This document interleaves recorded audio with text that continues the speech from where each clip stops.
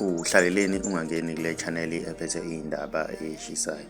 Igama lami nguVusi Mavusana kwi-channel ehamba phambili umkhanyakude TV. Bafowethu inkulu indaba laphana wey'ngane zakwethu. Udaba luthinta iy'mvula ezinamandla wey'ngane zakwethu ey'hlasele kakhulu ey'ndaweni efana naKwaZulu Natal nasempumalanga-ke laphana wey'ngane zakwethu. Kodwa uma sizobheka-ke laphana okwenzeka empumalanga, basale dengwane-ke abantu abakhe eduze nemihosha-ke laphana wey'ngane zakwethu endaweni yasempumalanga. Emva kokuthi amanzi angene ey'ndlini-ke laphana wey'ngane zakwethu, kuncwile izakhiwo kanye nezindlu ezakhiwa-ke laphana wey'ngane zakwethu.